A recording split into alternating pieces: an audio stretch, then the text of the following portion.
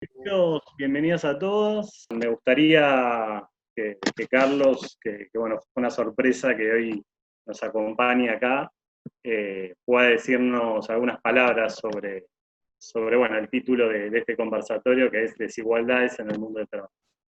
A ver, me parece que algo obvio, pero que hay que decirlo, es evidente que estamos enfrentando una suerte de tormenta perfecta donde se nos cruzan tres crisis al mismo tiempo, dos de ellas que tienen un componente estructural, como seguramente aparecerá en la conversación de hoy, pero que ha tenido un tremendo agravamiento en los últimos 4 años. Me refiero, por un lado, la crisis social, de la exclusión, de la precarización individual y colectiva, y por otro lado la crisis de la deuda externa, que ahí estamos peleando, Aramos, dijo el mosquito, está peleando nuestro gobierno, y a la que se suma la inédita, yo diría imprevisible crisis sanitaria, que pone un manto de incertidumbre frente al cual puede haber, y creo que es los temas que van a empezar a salir cada vez más, una mirada optimista o una mirada pesimista, ¿no?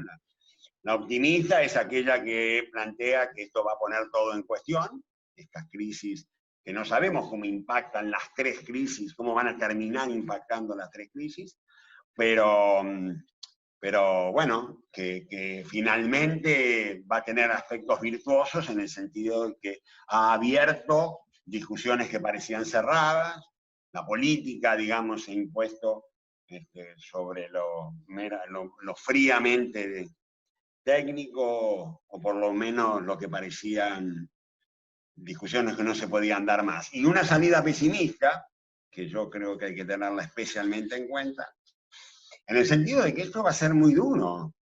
Y un riesgo, por eso es pesimista, no solo por lo duro, que en cualquier caso va a ser, sino porque también puede llegar a ocurrir como pasó con la crisis del 2009, que es que todo siguiera igual.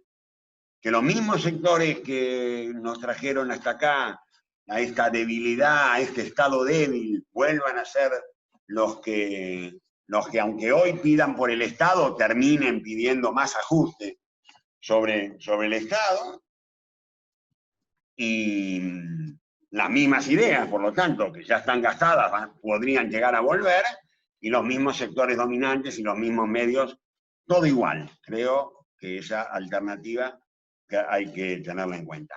Tres rasgos que me parecen rápidos, tres rasgos que son con los que vengo repitiendo un poco. Le pongo el título nada más. Me parece que un tema, yo tomo una frase de Ignacio Ramírez que me gusta mucho, que es que el después es ahora, ¿no?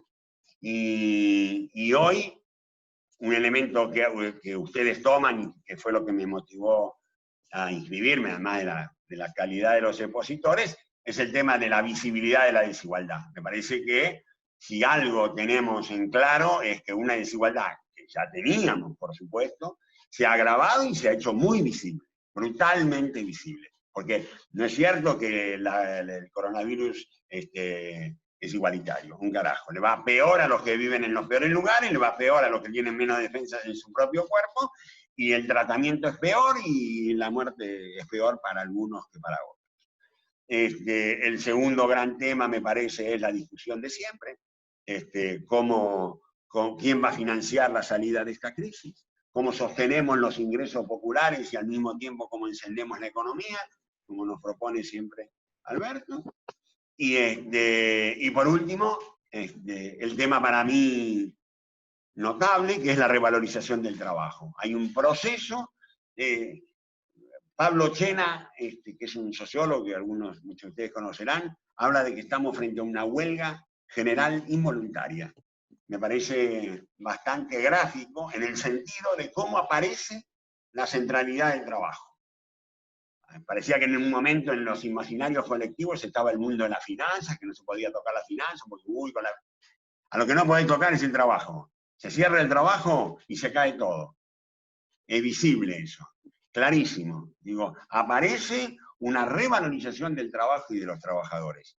Y lo paradójico es que de los trabajadores de los sectores más ninguneados o menos valorizados o reconocidos. Me refiero a la salud, me refiero a cuidados, me refiero a agricultores, todo de la producción de alimentos, me refiero a los trabajadores de plataforma, las cajeras de supermercado. Es decir, esos tres temas: visibilidad de la desigualdad, cómo sostenemos los ingresos populares y la economía, y este fenómeno de la revalorización del trabajo.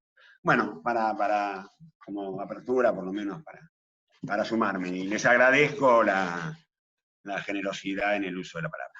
Bueno, gracias Carlos por tus palabras, por la introducción. Héctor, si te parece, nos gustaría que nos digas algo sobre este tema de la informalidad laboral. Bueno, Héctor es sociólogo, investigador del Instituto de Estudios de América Latina y el Caribe, que depende de la Facultad de Ciencias Sociales de la UBA, profesor de Historia del Trabajo, de la Maestría de Relaciones de Trabajo de Flaxo y UMED, entre varios títulos más. Bueno, muchas gracias por la invitación. Gracias a Matías, gracias Darío, gracias Agustín. Para los de más edad parecemos expertos en crisis. Tenemos que fijarnos bien de qué crisis hablamos, de todas las que hemos padecido, digamos. Pero me acordaba de la crisis de la segunda mitad de los 70 con Martínez de Oz, porque creo que fue en esa crisis, digamos, donde comenzaron a aparecer estas dos dimensiones que estamos viendo hoy y que dan forma al tipo de desigualdades sobre las cuales ponemos mucho acento, que tiene que ver con una desigualdad vinculada con la inserción, del modo de inserción de los asalariados en el mercado de trabajo, y por otro lado, con el modo de inserción de los no asalariados. O sea, cuando pensamos solo en trabajo no registrado, estamos pensando, por un lado, en el asalariado no registrado, pero muchas veces dejamos de lado a sectores de cuentapropismo y pequeños empleadores, digamos. Esto, que están insertos sobre todo en la economía de servicios. Pensando que hay un foco en este observatorio sobre la cuestión territorial, me parece interesante porque es algo que se vincula con el ámbito que vivimos aquí en el AMBA, en Capital Federal y el área metropolitana. Efectivamente, el tipo de desigualdades que comienza a aparecer, como decía Carlos, tenía que ver con estas dimensiones, sobre todo. Todavía no tenemos datos estrictos del mercado de trabajo, porque los datos más recientes son del primer trimestre que pasó, o sea que los datos de abril, mayo y junio, que son los del segundo trimestre, me parece que deben ser los más terribles. Sin embargo, es cierto que la acción del Estado ha sido muy rápida en buscar compensar la preservación, es decir, primero compensar el empleo, o sea, tratar de evitar el desempleo. Aquí es importantísimo el rol que han tenido las instituciones laborales. Y aparte, digamos, ha habido una acción del Estado muy importante para sostener el ingreso de los trabajadores. Y efectivamente, es más, digamos, el empleo registrado en la Seguridad Social es aquel, digamos, que puede ser asistido más rápidamente, y yo creo que este es un dato importante. Y el gran problema que se planteó este gobierno ha sido cómo se llega a lo que llamamos los informales. Y yo creo que aquí comenzamos, por un lado, sí, efectivamente hay una visibilidad enorme de la crisis. El tema es que es una crisis que abarca segmentos muy diferentes de la población. Y no sé si las categorías del mercado de trabajo son suficientes para entender de qué tipo de fenómenos y problemas estamos tratando. Posiblemente, yendo un poco al foco de lo que me gustaría plantear, es que el gobierno se planteó un mecanismo de generar ingreso o sostener el ingreso de lo que serían los segmentos del mercado de trabajo informal, ¿no? Esta era la visión que había con el impuesto familiar de emergencia. Lo notable es que al aplicar, digamos, este impuesto familiar de emergencia, este ingreso familiar de emergencia, se hizo una estimación que se alejó muchísimo de la cantidad de personas que reclamaron este ingreso, digamos. Y la diferencia fue muy apreciable, digamos. Se hizo una estimación inicial de 4 millones de personas, más o menos. Se inscribieron 12 millones en el ingreso de emergencia y finalmente se está pagando, creo, en la tercera versión, porque se pagó en abril, mayo y ahora junio, julio, por lo menos en el área metropolitana, una tercera cuota, digamos, que yo creo que ya está llegando casi a los 9 millones de personas. Entonces, un ejercicio que estamos haciendo es ver quiénes son esos excedentes del IFE, esa diferencia entre la estimación inicial del impuesto familiar de emergencia y lo que lo están reclamando. Entonces, lo que observamos notablemente es que sobre la definición de esos segmentos de población hay visiones encontradas. Por un lado, hay una visión que surge, podemos decirlo rápidamente, de movimientos sociales. Movimientos sociales que están promoviendo una economía popular. Recién Carlos citaba a Pablo Chena, que efectivamente es uno de los intelectuales que están muy vinculado con la formulación, digamos, académica de este tipo de economía. Entonces, lo que encontramos de pronto es a movimientos sociales que plantean que más que la informalidad, en el fondo, lo que hay detrás de la informalidad son trabajadores de una economía que podemos llamar popular y que están en una lucha importante por su institucionalización. Este es un fenómeno impulsado por movimientos sociales que en la crisis de 2001 habían organizado movimientos de trabajadores desocupados. Ahora, muchos de esos movimientos están institucionalizados. Parte de su institucionalización está vinculada con la formación de sindicatos. Es notable, digamos, la presencia institucional del sindicato en Argentina. Esto es importante sobre todo para después poder pensar la salida de la pandemia. ¿Cuáles son los países que pueden salir mejor de esta situación? Es posible que la presencia o no del sistema de relaciones laborales como el que tiene argentino sea un dato importante para predecir el futuro, digamos. Un futuro que a veces se nos escapa, pero que los vemos operando en el presente, digamos, con mucha intensidad. Pero bueno, estos movimientos sociales lo que están planteando es esta diferencia en el IFE son sobre todo de trabajadores de la economía popular. Cuando uno mira las cifras que están manejando estos sectores, están hablando de alrededor de 3 millones de personas, 3.200.000. La pregunta es si efectivamente, pero la diferencia entre el IFE hipotetizada y el IFE real, en este momento llega prácticamente de 4 o 5 millones, o sea que aún así hay una parte de este segmento, digamos, que no sabemos muy bien cómo caracterizar.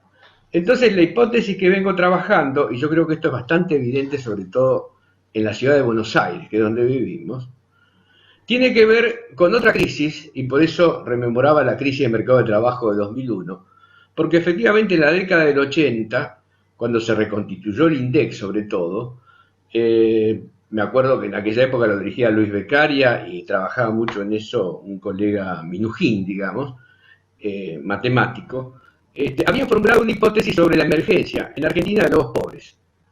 ¿Y quiénes eran estos nuevos pobres? Sobre todo lo que en aquella época denominábamos sectores de clase media.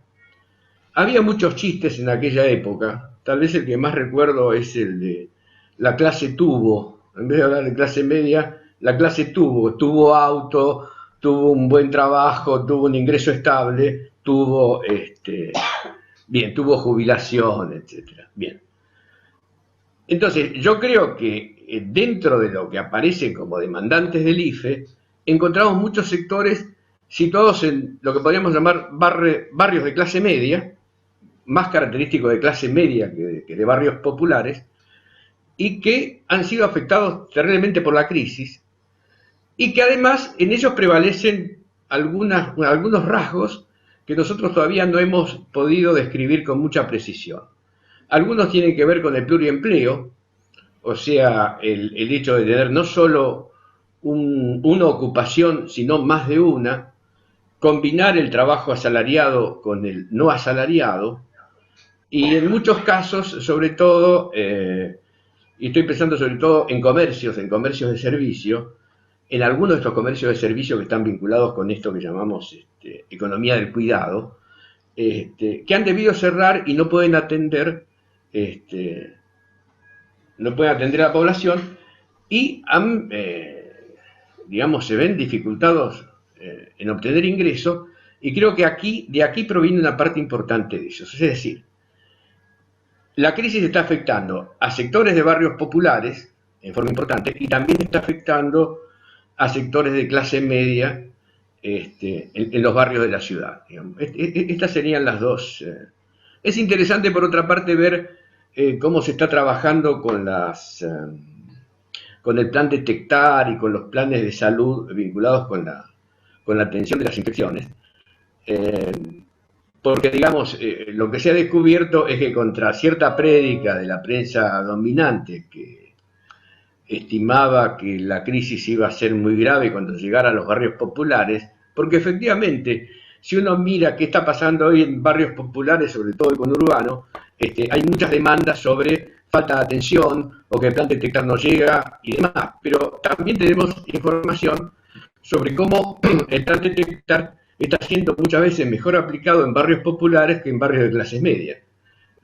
Son más accesibles para localizar focos y además para atender a los afectados que rodean a los contagiados en barrios populares, gracias a la presencia de estos movimientos sociales, que en barrios de clase media donde prevalece el anonimato de de los consorcios, digamos, donde muchas veces la gente no conoce quiénes son sus vecinos, digamos. Entonces, hay que atender a este tipo de realidades. La crisis está afectando a sectores de clases populares y está afectando a sectores de clase media. Y yo creo que esto es importante tenerlo en cuenta porque todavía no hemos podido describir de quiénes se trata. Ahora, por otro lado, tenemos aquellas... uno dice, estaba pensando en esta frase que mencionaba Carlos, sobre una huelga generalizada. En realidad, esa huelga general yo creo que no llega a los teletrabajadores. Me parece que lo que deberíamos comenzar a hacer, la gente que sigue haciendo vida académica, es demandar el derecho a la desconexión con los teletrabajadores, demandar un teletrabajo de 8 horas y ese tipo de reivindicaciones, digamos, porque las jornadas laborales efectivamente se han prolongado muchísimo.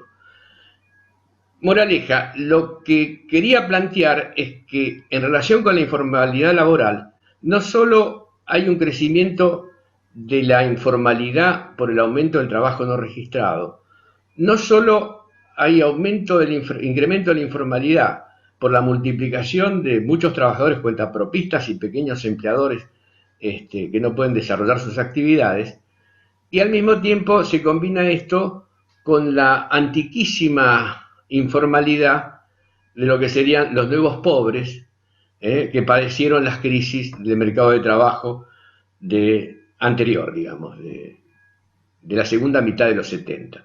Entonces, pensaba en la presentación de Carlos sobre combinación de crisis, también en relación con el mercado de trabajo, me parece que podríamos concebir esto también como una combinación de crisis del mercado de trabajo. La crisis que afecta tanto a los sectores informales más tradicionales en el sentido que comenzaron a ser muy visibles en los 90, digamos, con la vieja informalidad de los nuevos pobres. Digamos. Esta sería entonces, aquí habría que plantear el surgimiento de una nueva informalidad. Bien, pensando un poco de aquí a futuro, la pregunta es por la salida. Y yo creo que una forma importante de la salida tiene que ver con esto que señalamos recién, sobre todo con el teletrabajo, que mencionaba Carlos con algo que seguramente va a desarrollar Juan Otaviano con el tema de los trabajadores de plataforma, que tiene que ver con el cambio de valoración social de los trabajos. En el caso del teletrabajo, es un dato muy importante para tener en cuenta, los teletrabajadores, digamos, son aquellos que están trabajando hoy en su hogar, o intentan trabajar en su hogar. Aquí hay una especie de cambio civilizatorio con respecto del origen del capitalismo, que había nacido separando al trabajador de sus condiciones de vida para meterlo en la fábrica. Ahora es como si el capitalismo volviera a meterlo en sus hogares. Pero son hogares que están atravesados, por otro lado, por una discusión sobre igualdad de género y una demanda importante de la economía de cuidado. Entonces estamos como apresados en dos cuestiones. En primer lugar, si miramos todo en términos estrictos de mercado de trabajo, la crisis de empleo es evidente. Si lo miramos con respecto al tipo de demandas que está surgiendo y al futuro, lo que vemos es una demanda enorme por cierto tipo de servicios que ahora son valorizados socialmente, por una presencia importante de las mujeres que están reclamando su lugar, porque digamos, también está discutiendo cuál es el rol en el hogar, pero cuál es el rol en el trabajo, y hay fuertes demandas de igualdad en este sentido, y además un tipo de demanda que tiende, digamos, a introducir cambios en los modos de conceptualizar la propia relación de trabajo. Entonces, en esta perspectiva, esta crisis es una crisis atravesada por intensas luchas, diría. Son luchas de género, lucha de clases, y por otra parte, por una cuestión que yo creo que es decisiva, y por ahí la discusión sobre el teletrabajo lo muestra. La forma de resolver este tipo de situaciones, la más eficaz, tiene que ver con la presencia de instituciones laborales. Porque efectivamente, a pesar que las cuarentenas parecen algo opuestas, porque siempre apuesta a la lucha de clases, porque pensamos la lucha de clases en términos de lucha en las calles, este tipo de lucha de clases es una lucha de clases que pasa por estas redes virtuales. Pero efectivamente hasta la propia sanción de la ley está pasando en este momento por estos espacios virtuales. Bueno, hasta aquí llego. Nos metemos entonces en el tema de precariedad laboral y sobre todo lo que es trabajadores de plataforma, así que lo presento a Juan Otaviano, que es abogado laboralista, integrante del CETID. Bueno, además, Juan es asesor de la Asociación de Personal de Plataforma, ¿no? Es uno de los roles que tiene, así que, bueno, Juan. Bueno, muchas gracias, Darío, y gracias a los colegas. Quería arrancar con algo que planteaba recién Héctor, y es este hecho, ¿no? Que lo vemos en pandemia, que es la ruptura y la prolongación de las jornadas, ¿no? Como un común denominador, aún para los que no están en las tareas exceptuadas de la cuarentena, ¿no? Es decir, tanto dentro o fuera de la cuarentena, la ruptura o prolongación de la jornada es un hecho, sabiendo que existen otras herramientas en las instituciones del trabajo que hubieran permitido hacer uso de reducción de jornada, ¿no? Como medio para sortear, para capear la cuarentena, y sin embargo, vemos muy poco de eso. Lo que vemos es anulación de actividades, ¿no? Y otras actividades que sufren la prolongación o ruptura de la jornada de trabajo tal y como o las jornadas de trabajo tales y como las veníamos conociendo, ¿no? Y ahí me parece que hubo como dos soluciones, ¿no? A mano. Una, por suerte, de la mano de las instituciones del trabajo, pero hubo dos soluciones a mano. Una fueron la idea de respetar a rajatabla la jornada de 8 horas, ¿no? Sectores que vienen reclamando esto, ¿no? Que se respete a rajatabla la jornada continua de 8 horas, la variante de la reducción de la jornada, pero otro concepto que me parece que está cada vez más en tensión, que es el tema de la autoadministración de la jornada de trabajo, y quiero partir de ahí, no solo porque OIT lo viene planteando, como un derecho, ¿no? Como un derecho que se puede comenzar a discutir, sino también porque este elemento, el de la autoadministración de la jornada, o ciertas libertades o autonomías de los trabajadores y trabajadoras para gobernar de manera relativa su jornada de trabajo, son precisamente este elemento es el que justifica que en el caso de la economía de plataformas, los trabajadores y trabajadoras de plataformas sean considerados como autónomos, porque al tener cierta libertad para gobernar o administrar su propia jornada, por lo tanto entonces se los clasifica como trabajadores autónomos y se los desplaza de todas las protecciones laborales que sin duda les corresponden. Ahora, me parece que en particular, quiero hacer un relato de cómo estoy viendo el trabajo en plataformas y en particular el de los repartidores durante la pandemia. ¿Por qué digo en particular de los repartidores? Porque esta es la actividad que fue exceptuada de la cuarentena, el delivery, el reparto. Me parece que a caballo de la desprotección y de la desregulación en la que ya estaba este sector, es que esa precariedad se acentuó. Ahora se acentuó de una manera muy particular y también emergieron nuevos actores que antes no estaban por lo menos en el debate. La cuestión de la precariedad estaba puesta en escena por sindicatos, por académicos, también por estados, también por organismos internacionales. Digo, esto estaba en la agenda. Ahora, no estaba tan en la agenda el rol de los pequeños comerciantes en la economía de plataformas, en particular en el delivery, ni tampoco el rol de los usuarios. Y durante la pandemia, estos actores, o por lo menos qué roles están jugando estos actores en la economía de plataformas, sí emergieron. Durante el principio de la declaración de la cuarentena, tuve la posibilidad de participar en algunos debates entre repartidores que discutían si tenían que ir a trabajar o no tenían que ir a trabajar, si era bueno o era malo estar dentro o fuera de la cuarentena. Obviamente porque ir a trabajar iba a representar un riesgo. Muy rápidamente ese debate quedó eclipsado por la realidad, y es que si no trabajaban, no tenían otra manera de acceder a un ingreso. El trabajador de plataforma es un trabajador migrante reciente, que por lo tanto no pudo acceder en general a la IFE, porque bueno, un requisito los excluye en principio de esta prestación, de este ingreso. Y ahora, esta discusión fue desplazada muy rápidamente por prácticamente una obligación de tener que trabajar. Y ahí se vio también la primera gran transformación en el sector de plataformas respecto de los tiempos de trabajo.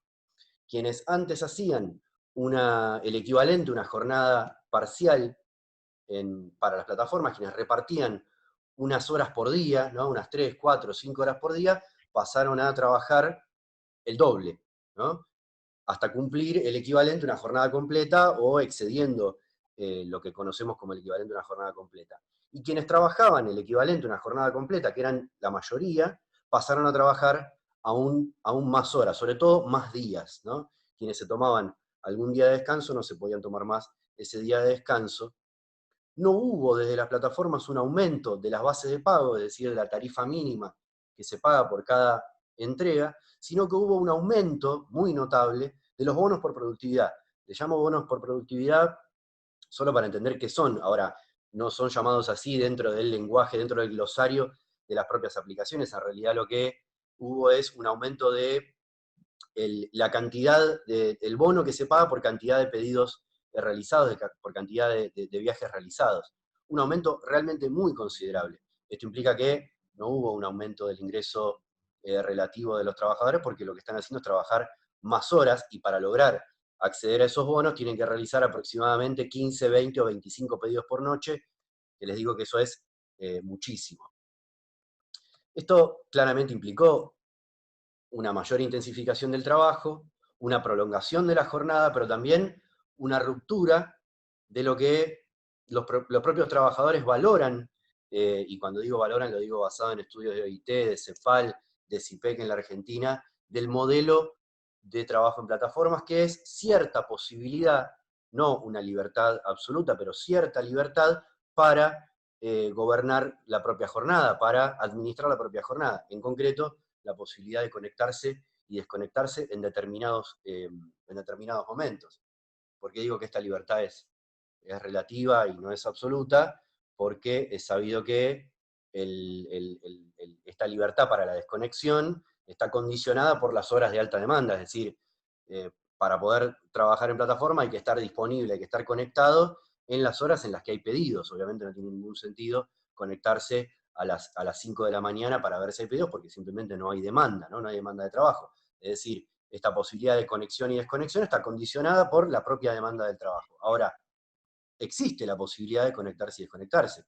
Esto hay que aclararlo. La cajera del supermercado, como decía recién algún colega en un ejemplo, no puede pararse e ir a la esquina a ver si llueve en el medio de la jornada continua de 8 horas en la que tiene que estar aceptando todo tipo de tareas, la tarea que tiene asignada de manera continua, ¿no? El trabajar en plataformas, efectivamente, aunque eso tenga consecuencias, se puede desconectar. Y otra vez, es el justificativo de la economía colaborativa, ¿no? O del planteo teórico de la economía colaborativa, para sostener que los trabajadores de plataformas tienen que ser clasificados como trabajadores autónomos, porque tienen la posibilidad de retirarse de la prestación de tareas en el momento que quieran. Ya vemos que esa libertad es relativa, ¿no? Es relativa, pero la libertad, la pequeña cuota de libertad para poder desconectarse es muy valorada por los trabajadores de plataformas, al punto de que muchos se consideran independientes, de que muchos se consideran autónomos, ¿no? Contrario a todas las nociones del derecho del trabajo que basan en la subordinación, ¿no? En la dependencia, que efectivamente existe, la imputación de protecciones y de derechos laborales. Ahora, también hubo otro elemento durante la pandemia, que es que las plataformas aumentaron las comisiones a los comercios que se incorporaron al servicio de delivery a través de plataformas. Y muy rápidamente, y cuando digo muy rápidamente es en 2 semanas, hubo en Rosario y en Buenos Aires, en Rosario hubo prácticamente un lockout de proveedores, y en Buenos Aires también un intento, de pequeños comerciantes que durante un día rechazaron cualquier tipo de pedido que les llegaba a través de la plataforma, denunciando que las plataformas estaban cobrando comisiones abusivas por la venta de los productos. Esto es, pasaron de cobrar un 15% o 10% del valor de los productos que se venden a través de las plataformas a cobrar el 40% o más del 30%, por lo menos más del 30% del valor de los productos. Esto puso en debate otro tema que para mí es nuevo en la agenda, que es la calificación de la actividad económica que realizan las plataformas, la identificación de qué tipo de servicios prestan las plataformas, porque a veces importamos el lenguaje de la economía colaborativa, del marketing, o el lenguaje nativo del modelo de negocios de las plataformas, y en esa importación se pierden de vista que las plataformas, en este caso las plataformas llamadas de delivery, en realidad venden por sí mismas los productos a consumidores finales.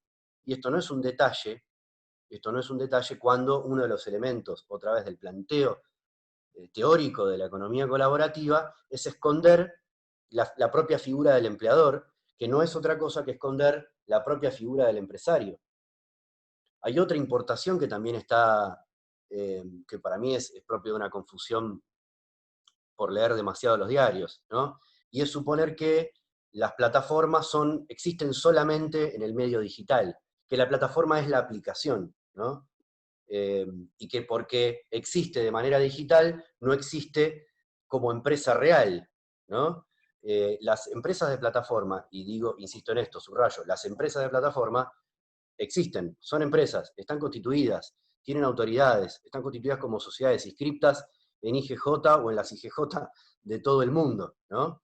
Y prestan servicios que no están limitados ni al servicio que se presta a través de la aplicación, ni al trabajo que realizan los propios repartidores, sino que venden a consumidor final los productos que están hoy en día colocando hacia los consumidores, ejerciendo una posición dominante respecto del servicio de venta de productos, de alimentos, que venían realizando los comercios a la calle, hay como una suerte de pandemia digital en donde en muy poco tiempo las empresas que estaban compitiendo por vender los productos elaborados por los restaurantes ocuparon en apenas unos meses, y no en Buenos Aires o en las grandes ciudades latinoamericanas, sino en todo el mundo, una posición dominante, porque esa es la única vía hoy en día, producto de la pandemia, ¿no? De comercializar productos elaborados, ¿no? Lo que se llama el delivery de comidas, pero también la comercialización de productos que hasta hace apenas 2 meses masivamente se compraban en el supermercado y hoy se compran a través de aplicaciones. Acá se mezclan algunos términos, ¿no? Se mezcla el término delivery con el retail, con la última milla, con el e-commerce, ¿no? Toda una cantidad de conceptos, como decía, más bien importados de los modelos de negocios, ¿no? Pero que no explican algo que está escondido, que es el verdadero servicio que están prestando las plataformas. No quiero insistir más con esto, pero hay una mirada un poco, no sé cuánto, Darío, si me decís cuánto tiempo me queda, capaz 1 minuto, ¿no? 1 minuto, sí, exactamente. Bueno, solo algo para decir de también lo que me parece una novedad durante la pandemia, que es creo que hay una mayor atención respecto de cuál es la autopercepción de los propios repartidores de su trabajo. Me parece que se está empezando a escuchar un poco más, en particular a los repartidores, respecto de cómo se sienten. Por un lado, de que valoran esta relativa libertad para gobernar su tiempo y que ya no pueden ser calificados como esclavos digitales, como usualmente algunos los denominan, ¿no? Por lo menos por mi experiencia, el trabajador de plataformas, el repartidor en particular, no se siente un esclavo, no se siente un trabajador, una persona forzada a trabajar, gobernada en lo absoluto por la plataforma, más bien se siente de manera relativa mucho más libre que trabajadores en relación de dependencia. Tampoco se siente un autoexplotado, ¿no? Tampoco se percibe a sí mismo como un autoexplotado, que acepta condiciones infrahumanas de trabajo en favor de una gran multinacional que lo explota, ¿no? O que lo fuerza a trabajar. Pero tampoco se siente un autónomo, tampoco se siente enteramente libre, no se siente un proveedor, ¿no? Un proveedor de un servicio de trabajo a un tercero, de un servicio que implica un trabajo a un tercero. Sabe perfectamente que la plataforma es el jefe y que no es su propio jefe. Ese es el punto de partida para el reclamo de mejores derechos, de vacaciones, de ingresos fijos, de seguro de riesgo de trabajo, de una jornada más estable, pero no implica un reclamo de concederle a la plataforma el absoluto gobierno de su tiempo. Y acá vuelvo un poco al principio, ¿no? Esta variante de lograr formas de limitar el poder de dirección del empleador, que en pandemia para lo único que sirvió fue para extender, reforzar, ampliar o romper la jornada de trabajo, esta idea de empezar a pensar en formas de autogobierno y autoadministración de los tiempos de trabajo, ¿sí? Son una forma de hacer retroceder el poder de dirección de los empleadores, ¿sí? Y la imaginación jurídica, regulatoria, pensando en reforzar las instituciones de trabajo, creo que es el camino por lo menos para regular o brindar protecciones a estos sectores. Un ejemplo claro es la introducción del derecho a la desconexión en el proyecto de ley votado en diputados para regular la modalidad de trabajo que es el teletrabajo, ¿no? Y otro ejemplo podría ser el estatuto de derechos de trabajadores de plataformas, que es un anteproyecto elaborado o en elaboración en el Ministerio de Trabajo, que incluye todas las protecciones laborales, o todas las instituciones del derecho del trabajo como protecciones en favor del trabajador, e incluye también el reconocimiento de que el trabajador se puede conectar y desconectar sin que eso implique una sanción que para el caso de cualquier trabajador, de un mozo o de una cajera de supermercado, implicaría un despido. Solamente imaginemos qué implica en un restaurante que el mozo diga, me voy, vuelvo mañana. Al otro día lo despiden, ¿no? Bueno, este tipo de vías regulatorias y protectorias me parece que van a dar que hablar, por lo menos en la pospandemia. Gracias. Bueno, ella es socióloga, magíster en ciencia política de la Universidad Torcuato Di Tella, integrante de la usina de estudios. Bueno, solo un poco para que nos hables sobre las desigualdades, digamos, entre hombres y mujeres, digamos, en el mercado de trabajo y cómo la pandemia, digamos, puede llegar a agravar muchas de esas desigualdades, entre ellas justamente lo vinculado con tareas de cuidado.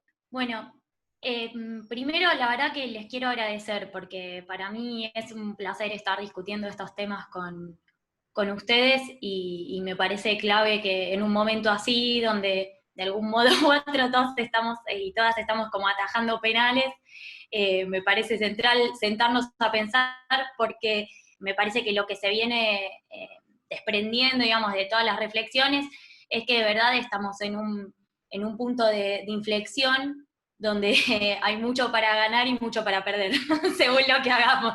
Entonces más vale que discutamos y que tomemos las decisiones teniendo en cuenta todo lo que podemos ganar y todo lo que podemos perder. Y bueno, en relación a eso, la verdad que para referirme a la pandemia, me parece que es clave, por más que suene un poco tirado de los pelos, volver para atrás mucho tiempo, y cuando digo mucho tiempo me refiero a ir hacia la transición del feudalismo al capitalismo, porque ahí pasó algo muy importante, pasó otra cosa muy importante que la que se dice siempre. La que se dice siempre es que los trabajadores fueron fijados a los talleres y a las fábricas como espacios de trabajo. Y en el mismo momento, las mujeres fueron fijadas a sus casas, ¿sí? En ese momento existió una primera apropiación, una primera acumulación originaria, que no era tan marcada antes, no era tan marcada en el feudalismo, cuando las tareas que hacían los varones y las mujeres eran bastante similares, cuando las mujeres tenían derecho a las tierras comunes, a las tierras comunales, y a partir de ese momento se empieza a marcar. Y eso fue un momento donde ciertamente había mucho para perder y mucho para ganar para las mujeres, y las mujeres claramente salieron perdiendo, y entonces ahí, a partir de esa primera acumulación originaria del trabajo de las mujeres, surge una división sexual del trabajo tal como la conocemos hasta hoy. ¿Y por qué? O sea, parece medio simplificador, pero sigue siendo así de brutal esa división del trabajo. O sea, en la Argentina, de acuerdo a la única encuesta que se hizo hasta ahora sobre usos del tiempo, que es del 2013, fue un módulo que se agregó al EPH y que salió el año pasado una ley para justamente hacerla cada 2 años. De acuerdo a esa encuesta, el 76% de las tareas domésticas y de cuidados no remuneradas que se realizan en toda la Argentina son llevadas adelante por mujeres, ¿sí? Es decir, el 90% de las mujeres participan de estas tareas y le dedican un promedio de 6,4 horas por día. Y esta división del trabajo es estructural y es la que hace que justamente el mercado, la economía, el mercado de trabajo, tal como lo conocemos, puede existir, ¿sí? O sea, para que exista el mercado, para que exista el mercado de trabajo, necesitamos personas que nazcan, que crezcan, que se alimenten, que se bañen, ¿no?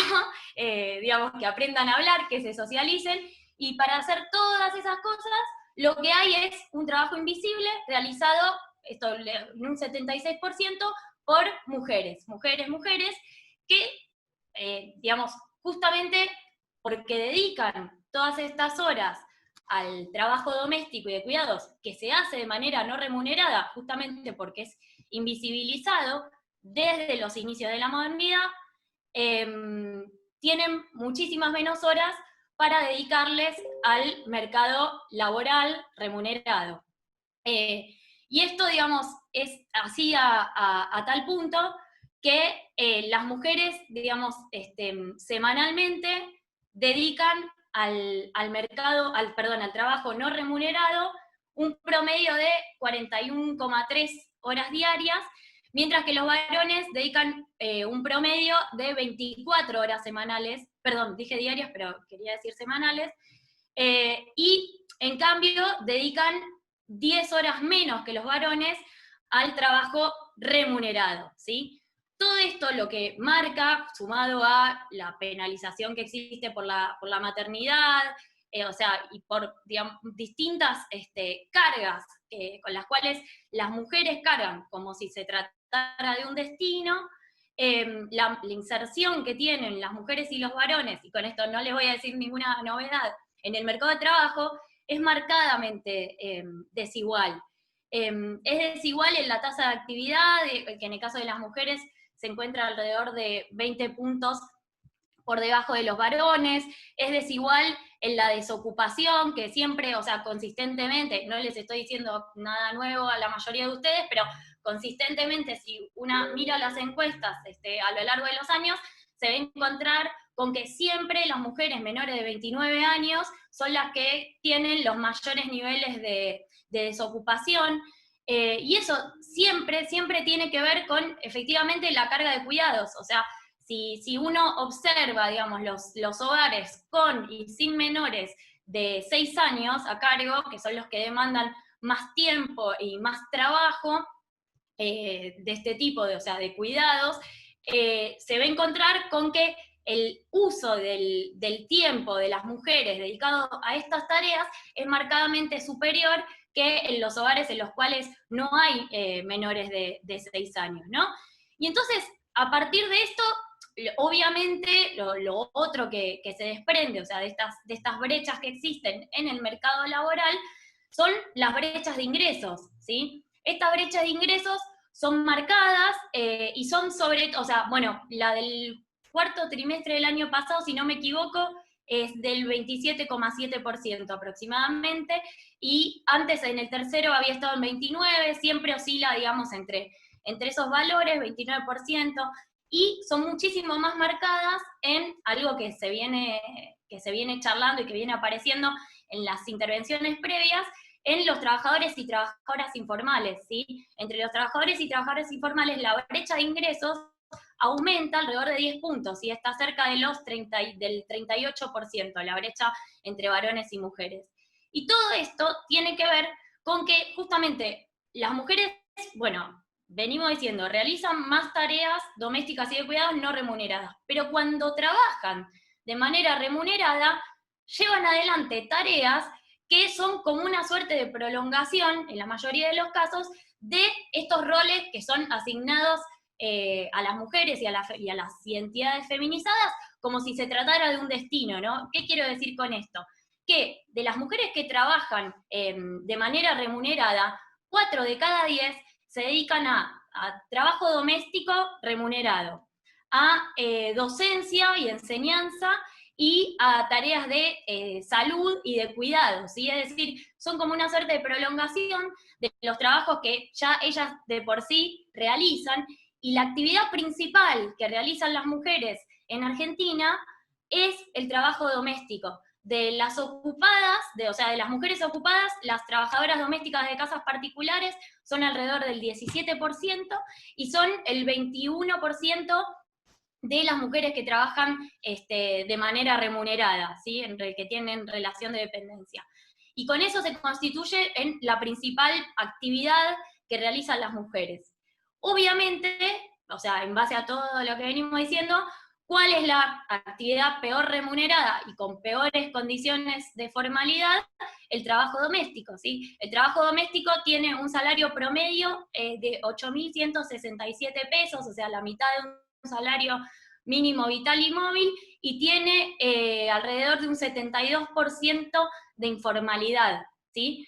Entonces, ahora o sea, digo un poco todo esto para decir en qué condiciones nos encontró la pandemia a las mujeres. Bueno, nos encontró en esas condiciones, que son estructuralmente desfavorables, injustas y desiguales, ¿no? Entonces, ¿qué se suma, entonces, cuando pensamos en las desigualdades que la pandemia no solo visibiliza, sino que trae, ¿no? Bueno, en primer lugar, las escuelas pasan a estar cerradas. Entonces, lo que se llamó, o sea, o lo que fue considerado durante mucho tiempo como una segunda jornada laboral, ahora pasa a ser una triple jornada para las mujeres, porque tienen que encargarse de digamos, en caso de que trabajen de manera remunerada, de su trabajo remunerado. En segundo lugar, se multiplican las tareas domésticas y de cuidados porque todo lo que ocurre en el mundo del mercado laboral y fuera de él pasa a ocurrir dentro de las casas. Y en tercer lugar, además, ahora tienen que encargarse de la escolarización de sus hijos, del cumplimiento de las tareas, digamos, de que puedan aprender los contenidos que las escuelas mandan. Entonces ya pasan a tener una triple jornada laboral. En segundo lugar, pensemos que, o sea, recuperando esto que decíamos de que las trabajadoras domésticas de casas particulares son la principal actividad que realizan las mujeres, esa es una actividad que pasa a estar totalmente en crisis, no solamente por la cuarentena, no solamente porque no nos podemos mover, sino también porque los ingresos en general de los propios empleadores y empleadores tienden a caer, y es un trabajo que además se realiza de manera más frecuentemente informal, o sea, y sin registro. Entonces, digamos, los ingresos de ese sector, que es la principal ocupación de las mujeres en la Argentina, van a caer, o sea, caen estrepitosamente. En tercer lugar, otra cosa que surge, digamos, a partir de esto de la desigualdad, es que, entramos en una tensión donde, como nunca antes, la sociedad está discutiendo y disputando, digamos, de quién es la responsabilidad por las tareas de cuidados, ¿sí? O sea, está contemplado un poco esta cuestión en el proyecto de ley de teletrabajo, donde se considera la posibilidad de que las personas que tienen menores de 6 años en la casa puedan interrumpir su jornada, pero evidentemente eso también va a traer tensiones en relación a las ocupaciones y a los sectores del mercado laboral que están más feminizadas, ¿sí? O sea, entonces, volviendo un poco a lo que marcaba al principio, acerca de todo lo que hay para perder y todo lo que hay para ganar en este momento, ahí me parece que hay también una ecuación que, digamos, que la respuesta a esa ecuación, la respuesta a ¿quién tiene la responsabilidad por las tareas de cuidados? ¿Quién se tiene que hacer cargo de eso? ¿Hay que pagarlo, no hay que pagarlo? ¿Quién lo tiene que hacer? ¿Y cómo afecta esto a las mujeres? No es ni tan obvia ni tan transparente como a muchas nos gustaría que fuera.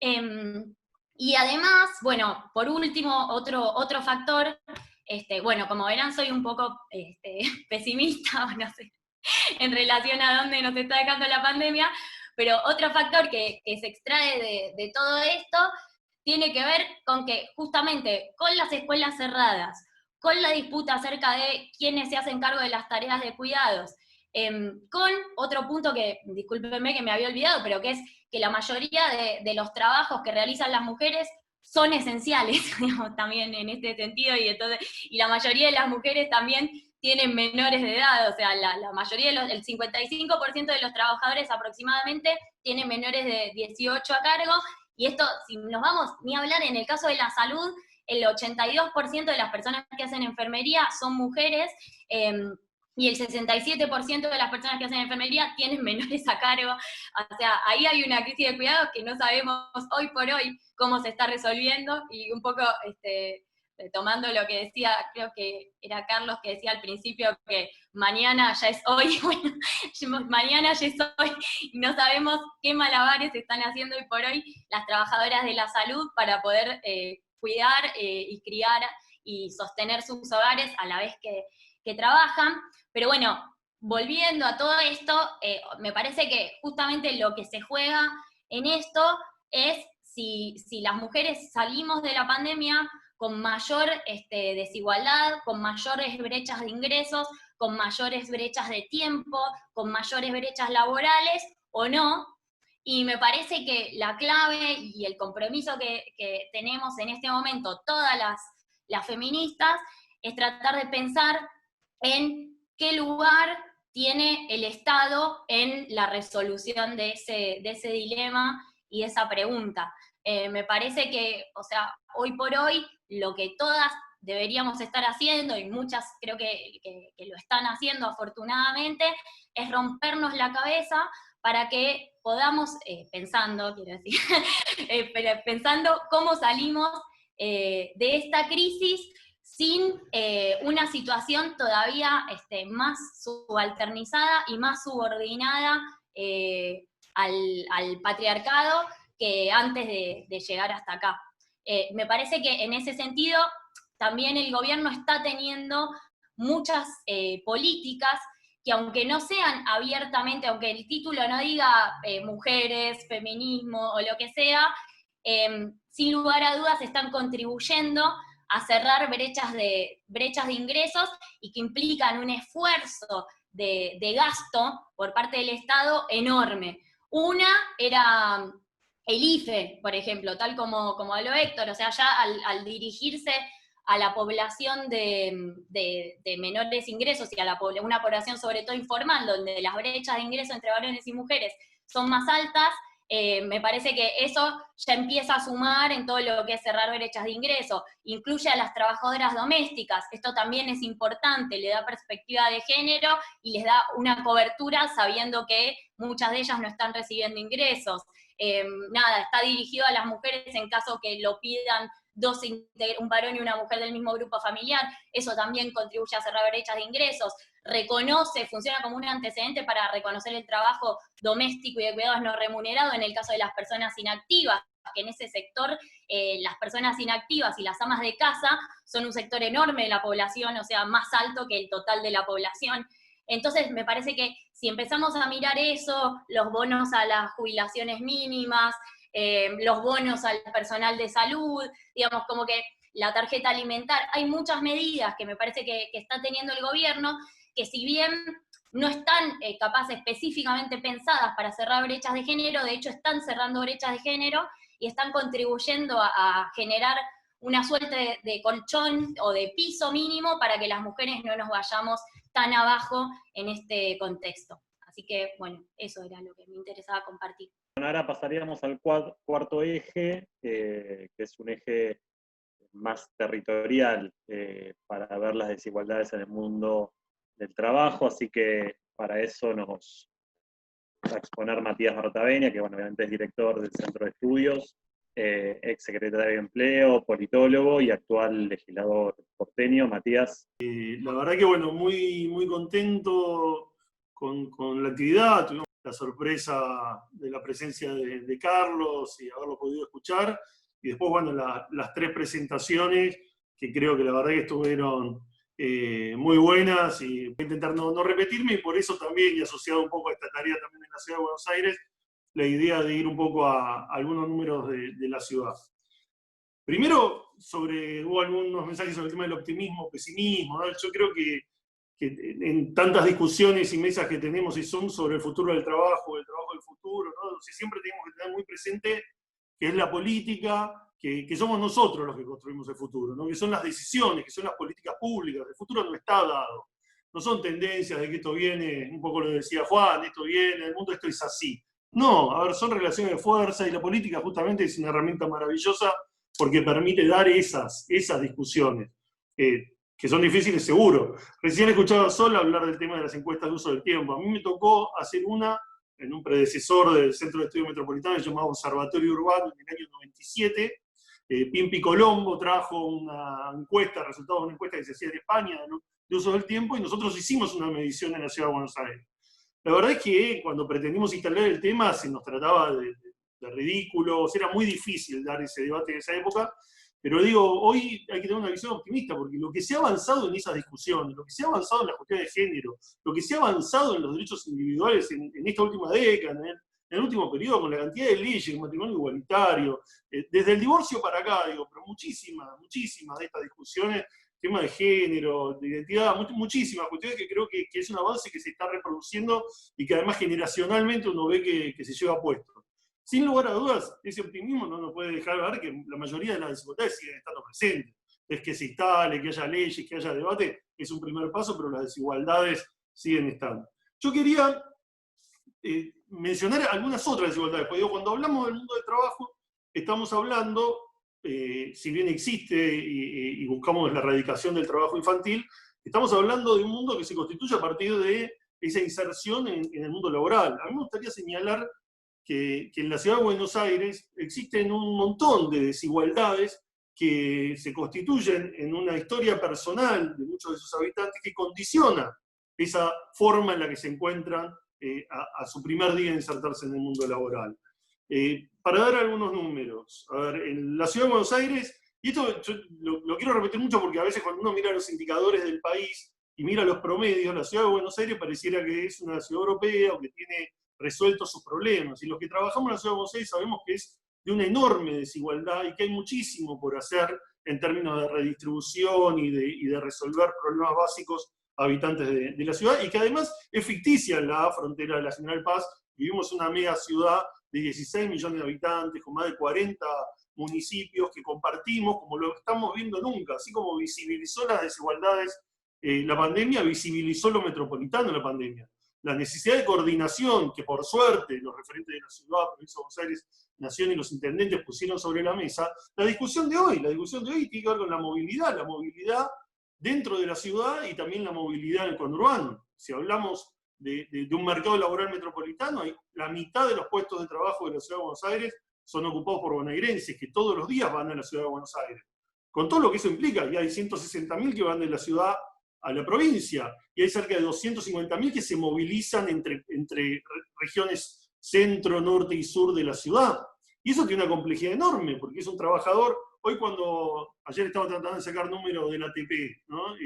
¿De dónde son? Porque algunos los cuentan como la empresa, cuentan el cuento de la empresa, pero ese trabajador por ahí vive en la provincia de Buenos Aires, pero trabaja acá, o por ahí hasta trabaja en la provincia de Buenos Aires y está inscrito en una casa central en la ciudad de Buenos Aires. Entonces, ese trabajador que trabaja en la ciudad, que aporta, que a lo mejor gasta parte de su ingreso acá, después va y reclama servicios, pavimento, agua, electricidad, conectividad en barrios del conurbano. Digo esto para ver la complejidad de la región. Pero volviendo a los datos de la ciudad. Índice de Gini, por ejemplo. Solamente en el último año, los últimos 2 años de gobierno de Mauricio Macri, en la ciudad pasó de 0,372 a 0,42. Llegando a 4,57 en un momento. Es decir, un enorme crecimiento en la ciudad de Buenos Aires en lo que tiene que ver con la desigualdad. Si vemos ingresos, promedio de ingresos cuarto trimestre del año 2019, zona norte de la ciudad, casi 83.000 pesos. Zona sur de la ciudad, 53.000, 140% más, promedio de ingresos. Si vemos, por ejemplo, la tasa de desocupación, en el norte 7,2, hablando siempre cuarto trimestre de 2019, 7,2, 12,2 en el sur de la ciudad. Es decir, diferencias enormes. Si vemos asalariados con descuento jubilatorio, 24% en el norte, 34,8% en la zona sur. Es decir, y así con cada indicador. Pero esto no se da solo en el mundo del trabajo. Que esto, digo, condiciona, porque, a ver, el hijo de un trabajador informal o de un desocupado que vive en esa zona sur de la ciudad, nos muestra el conjunto de desigualdades, ¿no? Porque cuando hablamos de desigualdad, hoy estuvimos hablando de desigualdad de género, pero tenemos desigualdades territoriales, sectoriales, como se hablaba recién, algunos sectores de actividad tienen muchísimos peores indicadores en términos de ingreso, pero también en términos de informalidad. Existe la desigualdad por cuestiones etarias que también se manejaron, y existen desigualdades que son prácticamente raciales, ¿no? Digo, hoy cuando estamos en el mundo en discusiones como la que se produjo con la muerte de Floyd en Estados Unidos, nosotros sabemos que hay muchísima discriminación que tiene que ver en la Argentina con el color de piel, con el origen, con el barrio donde vive, con el sector social o características de origen de cada uno de los trabajadores. Y todas estas desigualdades se cruzan, porque no es que cada persona tiene solo una, sino que muchas veces estas personas que viven en una villa de la ciudad o en un barrio pobre de la ciudad, que se han duplicado su número desde el 2007 para acá, es mujer, es madre, tal vez haciéndose cargo sola de la crianza de sus hijos, tiene una madre que tal vez no terminó la escuela primaria, tiene además la discriminación que supone que no tiene un domicilio para dar cuando va a una entrevista laboral, y tiene el tema de la edad. O sea, puede tener todos estos indicadores juntos, y vivir hacinada también, y no tener acceso a servicios básicos tan necesarios hoy, que también se ha demostrado, como puede ser al agua, la posibilidad del aseo, la posibilidad del aislamiento. Pero digo, muchísimas desigualdades en la educación. Todos conocemos el vínculo entre el nivel educativo y las posibilidades laborales, ¿no? Todos conocemos la relación entre lo educativo y lo que tiene que ver con la posibilidad de salir de la pobreza. Bueno, tasa de repitencia. Repitencia, en la comuna 4 tenemos 12%, o en la comuna 8, 13% de los alumnos repiten. Cuando vamos a la comuna 13, a Núñez, Belgrano, es el 3,8. 3,8 contra 13% la repitencia de los alumnos. Si vamos a la sobredad, lo mismo, tenemos 36% en las comunas 8 o 4 y 14% en la zona norte de la ciudad. Es decir, son desigualdades, antes de entrar en el mundo del trabajo, ya venimos con unas desigualdades enormes que vienen con el origen, con las características de la vivienda, con el sistema educativo. Por ejemplo, estudios secundarios. En la comuna 8, Lugano, Soldati, Villa Riachuelo, el 47% tiene el secundario completo. En Palermo el 90%. Es decir, del 47 al 90. Cuando vemos el superior completo universitario, 60% en Palermo, 13,8% en La Boca, Barracas, 14% en Soldati. Entonces ahí cuando nosotros vemos la diferencia entre el derecho, ¿no? El derecho a la universidad pública, y ahí vemos lo necesario de los planes como fue, por ejemplo, el Progresar, o cómo es el Progresar, ¿no? La posibilidad de que efectivamente los derechos, porque de lo que estoy hablando acá es de desigualdad de oportunidades. Todos estos indicadores demuestran que todo el discurso que hemos escuchado en estos años del mérito, ¿no? Esa instalación de la idea de la responsabilidad individual, de que cada uno tiene lo que se merece, que la diferencia es si uno trabaja o no, si se esfuerza o no, si es estudioso o no, si es vago o no, si pierde el tiempo, es una cuestión que efectivamente tiene una parte de voluntad individual, pero tiene una parte enorme de condicionante, de condiciones de vida y de desigualdad de oportunidades. Obviamente que existen los casos, y vaya si los medios de comunicación se encargan de tratar de mostrar el caso de la joven que viviendo en situación de calle logró terminar el secundario. Pero justamente lo que lo hace noticia es la excepcionalidad de esa posibilidad. Obviamente la Argentina, nosotros si comparamos con la región, y esto, todo lo que hemos recorrido en la región, sabemos, y en muchísimos lugares del mundo tenemos muchísimas más oportunidades, porque tenemos una historia, tenemos el irigoyenismo, tenemos la historia migratoria que nos trajo también muchísimas luchas obreras, tenemos el peronismo, tuvimos también procesos en este siglo, con el propio gobierno del kirchnerismo, además de incorporación de derechos, y eso nos hace, si se quiere, estar más avanzados en muchas de estas cuestiones con respecto a otros países. Pero esto también, digamos, por ejemplo, y esta es una discusión, ¿no? Porque de lo que planteaba Metropolitano, cuando uno trata de comparar estos valores, ¿no? y verlos con la provincia de Buenos Aires, uno tomando el conurbano como una unidad va a encontrar que los valores de la comuna 4 y la comuna 8 son similares a los promedios del conurbano. De todas maneras, si vamos a los partidos del conurbano, también vamos a encontrar las mismas desigualdades que encontramos en la ciudad de Buenos Aires. No es lo mismo Adrogué que los otros barrios de Brown. No es lo mismo el centro en La Matanza que los kilómetros. No es lo mismo barrios cerrados de Tigre que aquellos que están en el Delta sin ningún tipo de continuidad. La característica de nuestra región es la desigualdad. Y todas, si analizamos parcialmente cualquiera de los elementos de la desigualdad, no vamos a entender que esto es una cuestión sistémica y que debe ser reformada con algunas herramientas que ahora pienso mencionar. Por ejemplo, otra de las características, yo no creo que tener como único mecanismo de salud, de protección y salud, la salud pública sea algo malo, igual que no creo que aquel que va a la escuela pública sea algo malo. Pero sí creo que a partir del desfinanciamiento que viene desde la transferencia sin recursos cabalista del 93 y demás, se ha producido un esquema donde ha crecido la cantidad de personas que optan por tener una cobertura privada porque el sector público no le da la posibilidad de tener esa oferta. En la Ciudad de Buenos Aires tenemos más de 30.000, 24.000 faltas de vacantes en el servicio público. Tenemos una timba de reparto de los lugares que hace que los padres tengan a veces 2 o 3 hijos en diferentes colegios, con todos los costos de traslado, transporte y demás. Entonces, cuando vemos los indicadores también, veamos, por ejemplo, porcentaje de matrícula estatal. En el conurbano Moreno, por ejemplo, en La Matanza, cerca del 70% van a la escuela pública. En la Ciudad de Buenos Aires el 50%, pero ese 50% está integrado entre un 70% que va a la escuela pública en la Comuna 4, en La Boca, Barraca, la Villa 21-24, y un 25% que va en la Comuna 13, en Núñez. Es decir, también es muy desigual. Y lo mismo si vemos el esquema de acceso a la salud. Con las prepagas, el acceso al esquema de la salud también solamente tienen la posibilidad de tener una cobertura médica. El 4%, por ejemplo, solo tiene el sistema público en la Comuna 13. El 4%. En la Comuna 8 el 43,7%. Y en la Comuna 8 no hay hospitales. ¿No? No hay hospitales. Después, si vemos mortalidad infantil, lo mismo. En José C. Paz es el 9,7%, Loma de Zamora es el 9%, en Comuna 8 y Comuna 4 lo mismo. En cambio, en la Comuna 2 en Recoleta es el 3,9%. Es decir, son diferencias abismales. Hacinamiento, el promedio de la ciudad es un 7,8%, pero en la Comuna 8 es el 21% de hacinamientos. Y el número del hacinamiento se mantiene estable desde el 2007 por lo menos. No ha tenido modificación.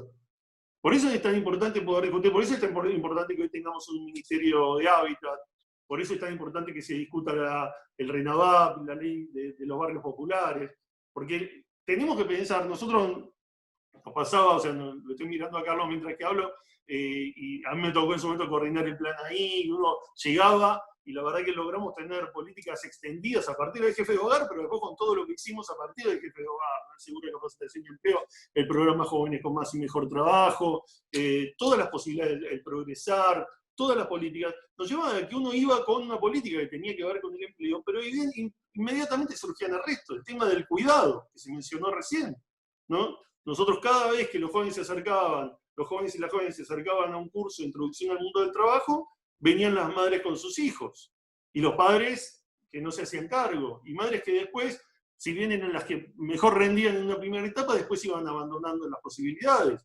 Y después cuando teníamos en la oficina de empleo y veíamos una oportunidad laboral, veíamos que muchos de los empleadores pedían que sea varón, porque no querían una mujer en edad de ser madre y que los iba a complicar después, y planteaban una discriminación que era absolutamente imposible de ser tolerada en el sector público. Pero bueno, no me quiero extender muchísimo, quiero llegar al tema del trabajo, ¿no? El trabajo en la Ciudad de Buenos Aires. Esto desde el CETIP también y de otras instituciones lo hemos mencionado mucho, ¿no? Pero cuando uno ve la Ciudad de Buenos Aires, tenemos una distribución del trabajo donde hay sectores muy desiguales, ¿no? Tenemos, acá bueno, la industria de la construcción es muy fuerte, la industria de servicios empresarios por el otro lado y el sistema financiero, trabajadoras de casas particulares, ¿no? Ahora tomamos conciencia que muchas de las trabajadoras de casas particulares, que muchos de aquellos que se ocupan de tareas de limpieza, muchos de aquellos que trabajan limpiando oficinas, que limpian los hospitales, las enfermeras de los hospitales viven en las villas de la ciudad.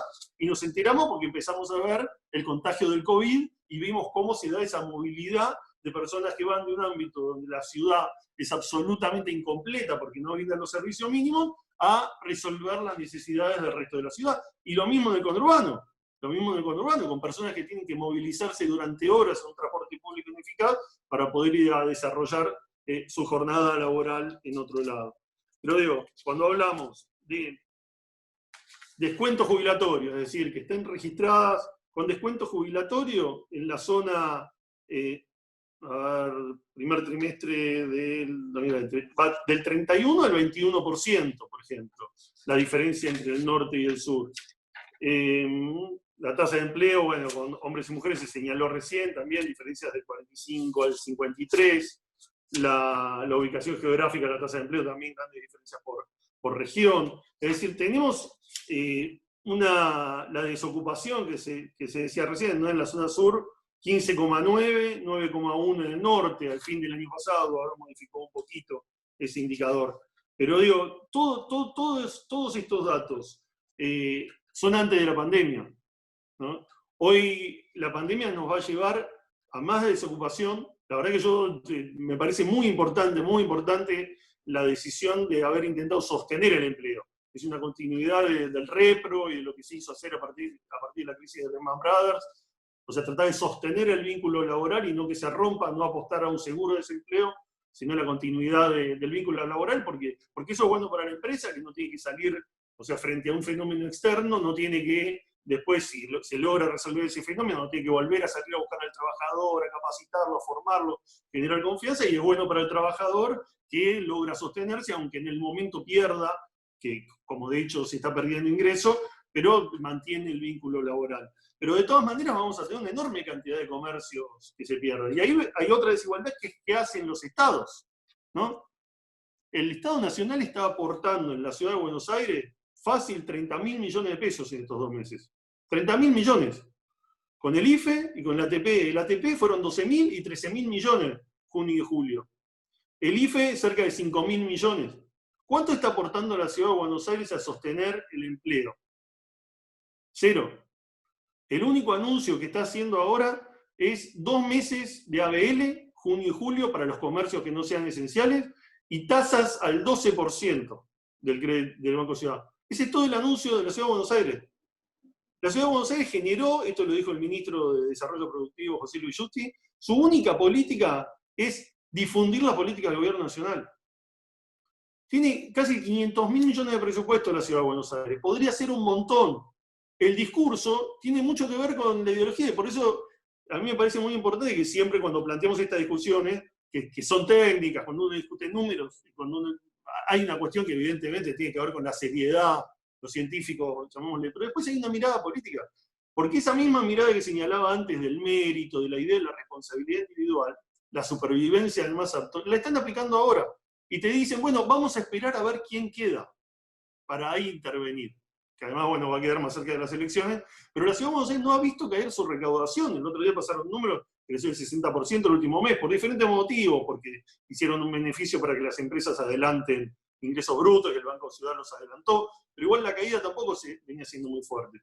Y sin embargo no se tomó ninguna decisión, la emergencia económica de la ciudad no tomó ninguna decisión. En cambio el Estado Nacional, como se señalaba, tomó esa decisión de salir fuerte a los informales, de salir fuerte a los formales, y poder sostener el empleo. Entonces digo, hoy tenemos que pensar, y cierro con esto, con lo que decía al principio, es la política la que puede discutir estas desigualdades. Y en ese sentido, yo creo que lo que tenemos que empezar a discutir hoy en la Argentina es lo que incipientemente estamos dando, que es discutir el sistema impositivo.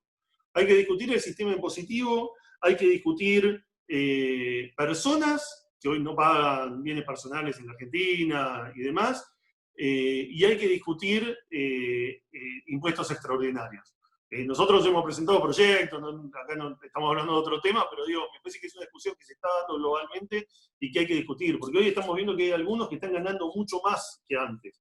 No es verdad que todo el sector privado está igual hoy. Hay sectores como Mercado Libre que están ganando muchísimo más. Hay sectores como los supermercados que están ganando más. Hay algunas industrias, recién se señalaba, las plataformas están aumentando en 30, 40% y estaban en el 15%, aprovechando la pandemia.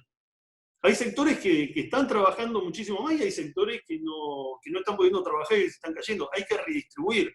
Dentro del sector privado, el Estado debe dejar de trabajar, de tratar igual al grande y al pequeño. No puede ser que los grandes préstamos de la banca pública sean a grandes empresas del sector privado. Que se preste a la misma tasa a un grande que a un chico, o a menor tasa al grande que al pequeño. Yo creo que hay que discutir el tema impositivo y no entrar en la discusión parcial que siempre vemos repetida, ¿no? Porque ahora están presentando de nuevo en diputados la idea de bajar las cargas patronales. O sea, mientras que no hacen nada ciudadano, la misma fuerza política está proponiendo que no se cobren las cargas patronales, ni los aportes ni las cargas patronales. Esa es la propuesta de un grupo de diputados, mientras que cuestionan que no se aplique la movilidad jubilatoria. O sea, de financiar por un lado y tratar de pagarlo por el otro lado. Yo creo en esto que tenemos que animarnos a debatir y a ir por más. Me parece que en el mundo va a haber muchísimas discusiones, que se han visibilizado muchas cosas y que tenemos que animarnos a plantear un esquema impositivo que redistribuya y que dote al Estado de la posibilidad de intervenir fuertemente, porque no podemos creer en la buena voluntad, porque vemos lo que ha pasado siempre. Recién se habló de la crisis del capitalismo. Ante cada crisis, solamente una respuesta sistémica del Estado, no van a ser cada uno individualmente los que defienden la mano, el juego del libre mercado, los que puedan sostener una sociedad más homogénea y igualitaria. Entonces, bueno, no, corto acá porque me voy cebando, pero digo, la verdad que agradecerles a todos, ahora le doy el cierre a Darío, pero bueno, agradecerles mucho, la verdad que un placer escucharlos a todos. Nosotros desde SEM justamente lo que queremos es tener un lugar de debate que acerque mucho la academia al territorio, que acerque las discusiones a las políticas concretas, que tengamos visibilidad pública y demos los debates que se puedan dar en los medios, que tratemos de traducir lo que por ahí es un conocimiento donde tenemos la razón, si se quiere, en algunas discusiones privadas, pero que a veces en lo público, con discursos muy fáciles, nos llevan puestos en especialistas, ¿no? de esos discursos que hace tantos años venimos viendo en la Argentina. Así que bueno, cierro agradeciéndoles muchísimo por habernos permitido que el SEM sea el ámbito donde generemos esta rica discusión, y bueno, y a cada uno de los participantes y de los más de 60, bueno, que nos estuvieron escuchando.